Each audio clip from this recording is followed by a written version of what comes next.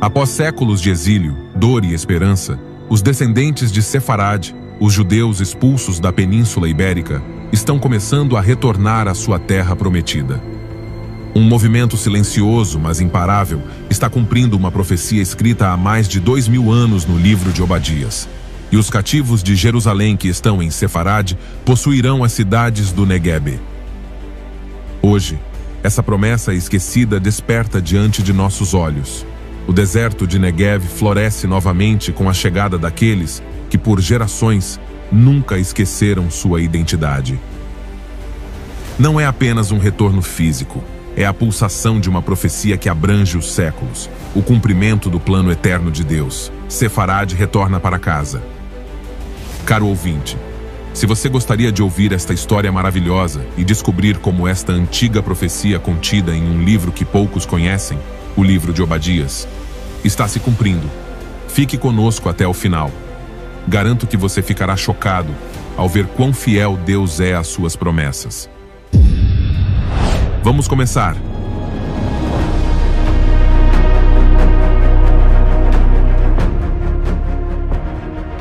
Sem dúvida, os judeus são o povo que, ao longo dos séculos, demonstrou a soberania de Deus na história da humanidade.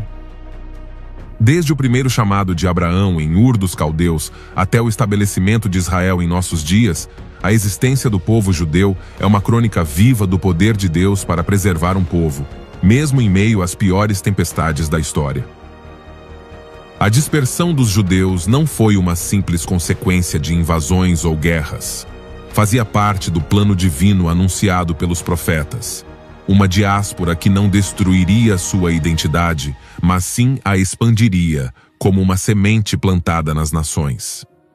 Entre os muitos caminhos dessa dispersão, um dos mais antigos e significativos foi o que levou a Península Ibérica, Sefarad. O nome Sefarad aparece pela primeira vez nas Escrituras, em uma passagem curta, mas significativa. Em Obadias, capítulo 1, versículo 20, está escrito: "E os cativos deste exército dos filhos de Israel possuirão os cananeus até Sarepta, e os cativos de Jerusalém que estão em Sefarad possuirão as cidades do Negueb." Para estudiosos judeus medievais como Rashi e para as gerações posteriores, Sefarad sempre foi identificada com a Espanha. Assim, desde os tempos antigos, a conexão espiritual entre Jerusalém e a Espanha foi selada. Agora, como os judeus chegaram a essa região distante do mundo antigo? Existem várias teorias. Alguns argumentam que os primeiros judeus chegaram pelas rotas comerciais fenícias entre os séculos 10 e 6 a.C. Os fenícios, navegadores experientes, estabeleceram colônias como Gadir, atual Cádiz, e é muito provável que mercadores hebreus também estivessem entre suas tripulações. Outros historiadores, como Heinrich Graetz, afirmam que após a destruição do primeiro templo por Nabucodonosor em 586 a.C., ondas de refugiados judeus fugiram para o ocidente, incluindo a Espanha. Flávius Joséfos, o grande historiador judeu do primeiro século, também sugere que, após a diáspora babilônica e romana, comunidades judaicas se estabeleceram por todo o Império Romano, e sabe-se que a Espanha foi uma dessas regiões. De fato, antigas inscrições judaicas encontradas em Tarragona, Lucena, Tortosa e Mérida, além de artefatos arqueológicos com símbolos hebraicos, testemunham uma presença judaica estabelecida na península desde o início do período romano.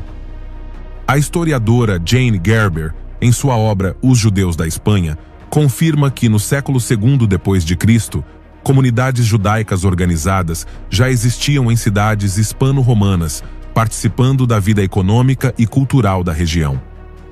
Durante os primeiros séculos do domínio romano, os judeus da Espanha desfrutavam de certo grau de liberdade religiosa. No entanto, essa situação mudou drasticamente após a conversão do Império Romano ao cristianismo. O historiador Haim Beinart explica que, especialmente sob os reis visigodos, séculos 5 a 7, os judeus enfrentaram severas restrições: proibição de construir novas sinagogas, obrigação de batizar crianças, confisco de propriedades. O Concílio de Toledo, em várias de suas sessões, impôs medidas opressivas contra os judeus, buscando forçar sua conversão ao cristianismo. Muitos foram forçados a praticar sua fé em segredo, prenunciando o fenômeno dos criptojudeus ou Anussim séculos depois. Agora, a invasão muçulmana de 711 trouxe uma mudança radical no destino dos judeus da Espanha. Sob o Califado de Córdoba e outros reinos muçulmanos, os judeus encontraram um ambiente de relativa tolerância conhecido como dhimmi, cidadãos protegidos por um imposto especial, jizya, mas livres para praticar sua fé. Durante esse período conhecido como a Era de Ouro de Sefarad, os judeus não apenas sobreviveram, mas prosperaram de maneiras extraordinárias.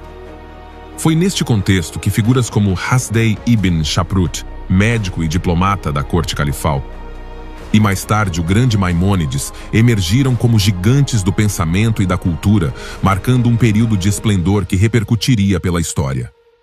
Desde seus primeiros assentamentos até seu auge, os sefarditas desenvolveram uma identidade única, profundamente enraizada na Torá, mas também enriquecida pelas correntes culturais de seus arredores. Eles falavam hebraico na sinagoga, mas fora dela adotaram as línguas locais. Primeiro o latim vulgar, depois o castelhano, dando origem mais tarde ao ladino ou judaico-espanhol.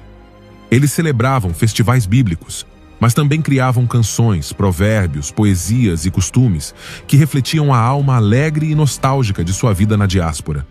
Suas comunidades, chamadas bairros judeus, eram centros vibrantes de estudo, comércio, medicina, filosofia e arte. Como explica o historiador Ben-Zion Netanyahu, os judeus sefarditas do período medieval foram, de muitas maneiras, os portadores do conhecimento clássico em um mundo em transição, servindo como pontes entre civilizações. Assim nasceu a alma de Sefarad, no exílio, mas não na derrota, em terras estrangeiras, mas com o coração sempre voltado para Jerusalém. Sefarad foi o caldeirão onde a fé antiga e a vitalidade cultural se entrelaçaram para formar uma das comunidades mais extraordinárias do povo judeu. Mas enquanto sua estrela brilhava cada vez mais, ventos sombrios se formavam no horizonte e mais uma vez testariam sua fidelidade e sua esperança. Após séculos de existência discreta na Península Ibérica, a história dos judeus sefarditas atingiu seu ápice.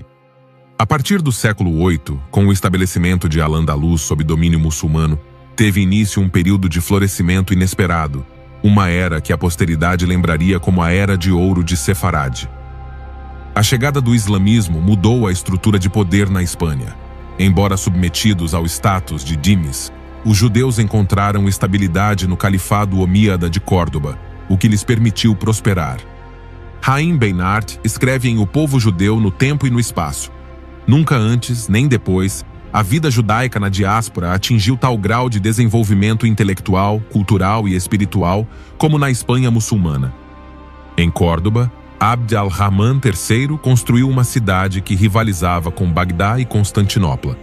Richard Fletcher, na sua obra Espanha Mourisca, descreve-a como uma metrópole de jardins perfumados, ruas iluminadas, universidades de medicina e astronomia e bibliotecas que abrigavam mais livros do que o resto da Europa combinada.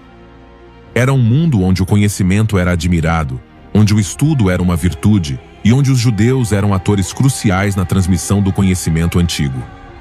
Nesse ambiente floresceu Hasdai ibn Shaprut, uma figura emblemática dessa época. O médico pessoal do califa e ministro das relações exteriores, Hasdai, usou sua influência não apenas para proteger seu povo, mas para promover um renascimento cultural. Jane Gerber afirma em Os Judeus da Espanha: Hasdai ibn Shaprut transformou Córdoba em um centro nervoso onde judeus, cristãos e muçulmanos podiam trocar conhecimento, ciência e filosofia. Sob seu patrocínio, textos médicos de Galeno e tratados filosóficos de Aristóteles tornaram-se conhecidos pelos estudiosos da Europa. A vida judaica sefardita naquela época não era meramente de sobrevivência, era de sofisticação. Nos bairros judeus de Córdoba, Lucena, Granada e Saragoça, floresceram as academias rabínicas, conhecidas como yeshivot, onde a Torá, o Talmud, a astronomia, a medicina e a filosofia eram estudadas com paixão. Yitzhak Baer, em História dos Judeus na Espanha Cristã, descreve: As comunidades judaicas alcançaram um nível exemplar de autonomia interna, administrando sua vida religiosa, econômica e social com notável independência. A cultura hebraica passou por um renascimento sem precedentes.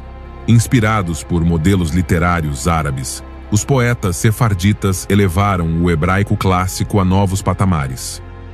Solomon ibn Gabirol, nascido em Málaga por volta de 1021, não apenas compôs hinos litúrgicos, mas também escreveu o tratado filosófico A Fonte da Vida, que influenciaria pensadores judeus, cristãos e muçulmanos por gerações. Benzion Netanyahu destaca em As Origens da Inquisição. A originalidade criativa dos sefarditas redefiniu o judaísmo não como uma cultura de exílio, mas como uma civilização capaz de dialogar com as mais altas expressões intelectuais do mundo exterior. Menção especial deve ser feita a Samuel ibn Nagrela, Shmuel Hanagid, que não foi apenas um rabino e poeta, mas também um comandante militar e vizir de Granada. Sua ascensão aos mais altos níveis de poder em um reino muçulmano ilustra a complexidade e a singularidade desta era de ouro. Seus poemas celebravam não apenas a fé, mas também a glória militar e a vida na corte. No centro desse renascimento está a figura monumental de Moisés ben Maimon, Maimônides. Nascido em Córdoba em 1135, sua vida simboliza o gênio sefardita em sua melhor forma.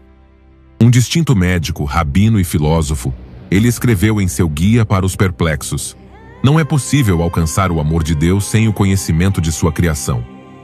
Em sua Mishneh Torah, ele codificou toda a lei judaica com uma sistematicidade e clareza que nenhuma outra obra havia alcançado até então. Sua influência não se limitou ao mundo judaico. Seu pensamento penetrou no islamismo medieval e na escolástica cristã. A poesia de Judah Halevi, um contemporâneo posterior, revela outra face de Sefarad, a alma dilacerada pelo exílio espiritual.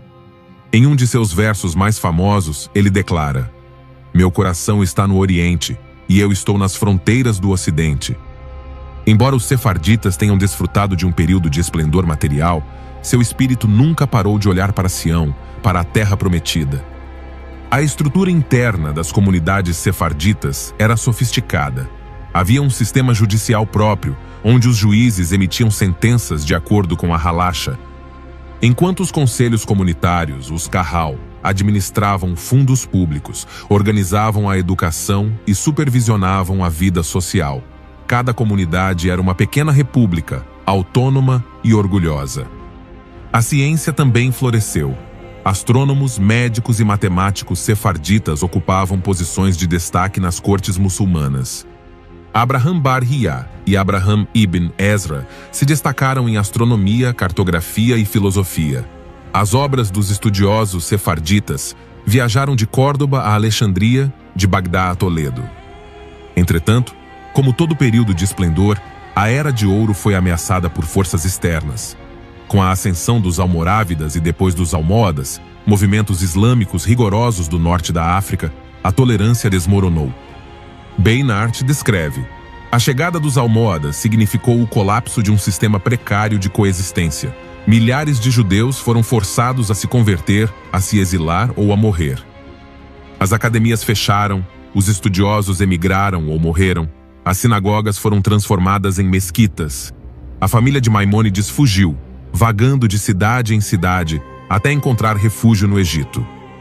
A Era de Ouro havia chegado ao fim, não em uma explosão imediata de violência, mas em uma lenta desintegração, em uma perda de confiança que marcaria para sempre a memória de Sefarad. Mas seu legado já era imortal. A luz acesa em Córdoba, Granada, Saragoça e Lucena continuaria a brilhar nos corações dos descendentes de Sefarad, espalhados pelos continentes.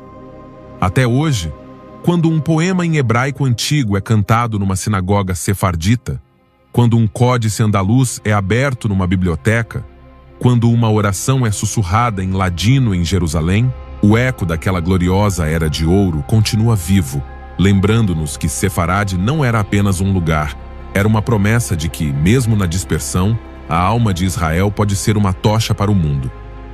À medida que os ecos da Era de Ouro desapareciam, um novo e terrível capítulo começou a ser escrito para os judeus de Sefarad.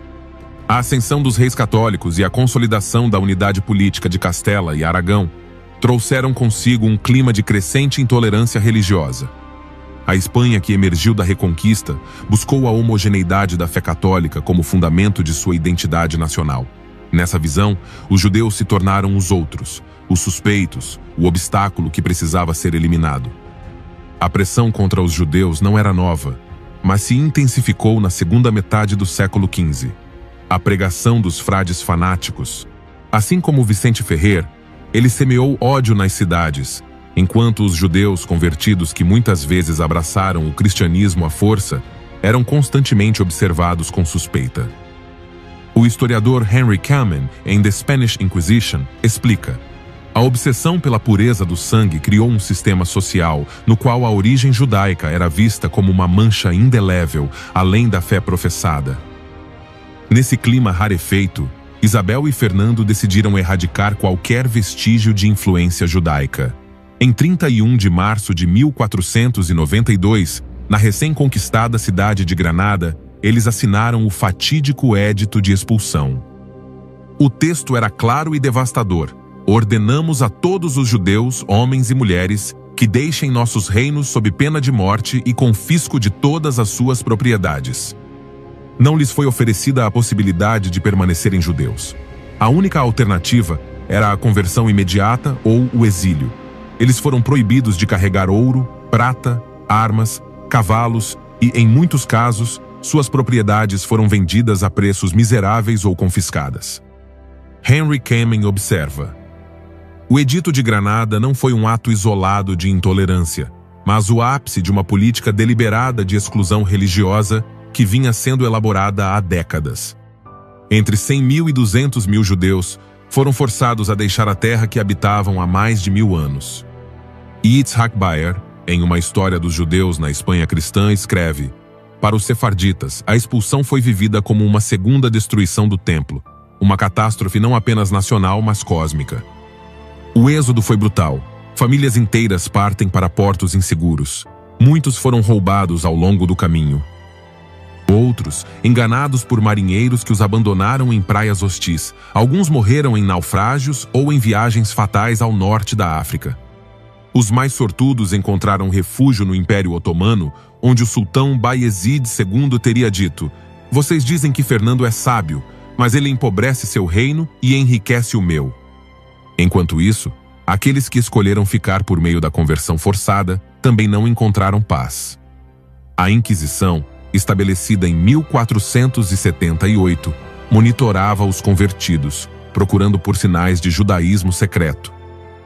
Benzion Netanyahu enfatiza em As Origens da Inquisição: a conversão não era uma saída honrosa, era um caminho de suspeita, humilhação constante e perseguição velada. Assim nasceram os criptojudeus, ou anusim forçados, que na escuridão de suas casas continuavam a acender velas no Shabat, sussurrar orações em hebraico ou se abster de comer carne de porco, enquanto publicamente fingiam ser cristãos. O Édito de Expulsão marcou um antes e um depois. As cidades de Toledo, Sevilha, Saragoça e Córdoba, que eram centros vibrantes da vida judaica, ficaram em silêncio. As sinagogas foram transformadas em igrejas. Cemitérios judeus foram abandonados ou profanados. A contribuição cultural, científica e econômica que os judeus fizeram à Espanha desapareceu em questão de meses. A perda foi imensa não apenas para os judeus, mas também para a Espanha. Henry Kamen afirma: a expulsão dos judeus eliminou algumas das mentes mais brilhantes e produtivas da Espanha, iniciando um processo de empobrecimento cultural e intelectual que o país não seria capaz de reverter. Mas a memória de Sefarad não foi extinta. Os sefarditas levaram consigo suas chaves antigas, as chaves das casas que nunca conseguiram recuperar, suas canções em ladino, suas bênçãos, seus costumes. Em Tessalônica, Istambul, Fez, Amsterdã e Livorno, eles reconstruíram suas vidas, estabelecendo comunidades onde a memória de Sefarad era venerada como um tesouro sagrado. Nas novas terras, eles continuaram a se lembrar das cidades perdidas. Eles continuaram recitando o nome de Sefarad em suas orações. Eles continuaram a sonhar em retornar, não apenas a Jerusalém, mas também, de alguma forma, ao espírito daquela pátria perdida. Hoje, nas canções sefarditas sobreviventes, nas tradições culinárias preservadas, nas orações proferidas em um ladino que mistura séculos de história, a dor daquela tragédia ainda pulsa. Uma dor que não destruiu, mas fortaleceu sua identidade. Sefarade foi arrancada de suas mãos, mas não de sua alma. E enquanto uma pessoa sefardita se lembrar, cantar, adorar ou ensinar seus filhos quem ela é, Sefarade viverá. Agora, em 31 de julho de 1492, quando o prazo concedido pelos reis católicos expirou, as ruas de Sefarade viram seus filhos partirem. Os judeus sefarditas empreenderam o amargo êxodo para terras desconhecidas, levando consigo não apenas seus poucos bens, mas também suas memórias, suas orações e sua fé inabalável. A diáspora sefardita havia começado. Os caminhos do exílio foram múltiplos e dolorosos. Alguns cruzaram o Estreito de Gibraltar em direção ao Marrocos e à Argélia. Outros navegaram para o Império Otomano, onde foram recebidos hospitaleiramente pelo sultão Bayezid II, que teria declarado, segundo Aron Rodrigue em sefardita, uma jornada cultural. Aqueles que expulsam os judeus de seu reino são os verdadeiros empobrecidos de sua terra. Tessalônica, Istambul, Esmirna, Jerusalém, Damasco e Safed tornaram-se novos lares para os exilados. Em todos os lugares onde chegaram, eles reconstruíram suas comunidades com notável vitalidade. Eles criaram sinagogas, fundaram escolas, restabeleceram seus tribunais religiosos e cultivaram as tradições que trouxeram consigo da distante Sefarade. A língua ladino, judaico-espanhola, tornou-se a ponte entre gerações. Era a linguagem da vida cotidiana, do comércio, das canções, mas também das orações. Jane Gerber afirma em Os Judeus da Espanha: o ladino se tornou a pátria portátil dos sefarditas, um santuário linguístico onde a memória da Espanha sobreviveu intacta por séculos. Canções como Adio Querida e La Rosa Enfloresce ressoavam nos pátios otomanos e nos mercados magrebinos, carregando em seus versos a nostalgia de uma terra perdida e a esperança de um futuro ainda sonhado. A vida religiosa sefardita manteve sua intensidade. Em Safed, na região da Galileia, um extraordinário renascimento espiritual se desenvolveu no século XVI. Lá, figuras como o rabino Yosef Karo, autor do Shulchan Aruch, a mais importante codificação da lei judaica desde a Idade Média, renovaram a alma do judaísmo. Haim Beinart descreve esse fenômeno em O Legado Sefardita. A diáspora sefardita, longe de extinguir o espírito de Sefarade, reconfigurou-o como um farol de sabedoria para o mundo judaico como um todo. No entanto, a vida no exílio não era isenta de novas provações. Nos séculos seguintes, os sefarditas do norte da África enfrentaram instabilidade política e discriminação intermitente. No Império Otomano, embora desfrutassem de relativa tolerância, eles tiveram que viver como uma minoria sob leis que os relegavam a segundo plano. Mesmo assim, eles resistiram. O orgulho sefardita não desmoronou. Eles preservaram zelosamente seus costumes. Casamentos adornados com canções ladinas, celebrações de Pessach com pratos herdados de seus avós espanhóis, ditos sábios transmitidos como uma herança sagrada. O sentimento de pertencimento a uma história maior, a história de Sefarade, permaneceu vivo em cada gesto diário. Com a expansão da modernidade no século XIX, muitos sefarditas também se estabeleceram nas Américas: Cuba, México, Venezuela, Brasil e, mais tarde, os Estados Unidos receberam novas ondas de sefarditas, fugindo de conflitos nos Balcãs, na Turquia e no norte da África. Aonde quer que fossem, eles mantinham seus corações batendo em direção à sua dupla identidade: judeus eternos, sefarditas insubstituíveis. E assim, enquanto o tempo devorava impérios e transformava nações, a alma de Sefarade permaneceu viva.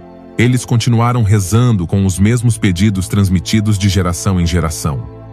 Eles continuaram a ensinar seus filhos a lembrar que, embora o solo em que pisavam fosse diferente, suas raízes permaneciam profundas em uma terra que não lhes pertencia mais, mas que nunca deixaram de amar. A diáspora sefardita não foi simplesmente uma emigração forçada. Foi a continuação de um testemunho, o testemunho de que nenhum decreto humano, nenhum édito real, nenhuma inquisição pode extinguir a herança semeada no coração pela fé, pela dor, pela esperança e pelo amor à memória. Hoje, séculos depois, ao ouvir uma música em ladino, abrir um antigo sidur sefardita ou recitar uma bênção passada de pais para filhos, ouvimos o eco de Sefarad. Um eco que diz: tiraram-nos da nossa terra, mas não conseguiram arrancar-nos a nossa identidade. Sefarad vive enquanto a memória de seus filhos vive. Durante séculos, os filhos de Sefarad vagaram por terras estrangeiras, carregando em seus corações uma promessa que nem o tempo, nem a perseguição puderam apagar. A certeza de que um dia retornariam à terra que Deus lhes havia prometido. Seus passos ecoaram nas ruas de Tessalônica, nos pátios de Fez, nos souks de Istambul, nas sinagogas de Esmirna, nas praças de Amsterdã. Embora sua terra natal parecesse perdida, suas almas continuaram a olhar para Sião. Essa esperança não era simplesmente nostalgia, era uma promessa selada nas Escrituras. O profeta Isaías proclamou no capítulo 11, versículo 12 do seu livro: Ele levantará um estandarte entre as nações, reunirá os dispersos de Israel e reunirá os dispersos de Judá desde os 4 cantos da terra. E o profeta Obadias, ainda mais especificamente, escreveu no capítulo 1, versículo 20: E os cativos deste exército dos filhos de Israel possuirão os cananeus até Sarepta, e os cativos de Jerusalém que estão em Sefarad possuirão as cidades do Neguebê. Não foi uma utopia, foi um decreto divino. Os dispersos de Sefarad seriam chamados de volta, não para qualquer lugar, mas para o deserto do sul, o Negev, que esperava ser tornado verde novamente por suas mãos. Embora o mundo tenha esquecido, Deus não esqueceu. No século XX, após séculos de exílio e perseguição, o milagre começou a acontecer. Em 14 de maio de 1948, o Estado de Israel foi proclamado, cumprindo a visão de Isaías capítulo 66, versículo 8. Alguém já viu algo tão estranho quanto isso? Quem já ouviu falar de algo assim? Uma nação nasceu em um único dia? Um país surgiu em um único instante? Mas quando as dores do parto começam em Jerusalém, seus filhos já terão nascido. Israel renasceu em um único dia. A nação de ossos secos espalhados e dados como mortos voltou à vida.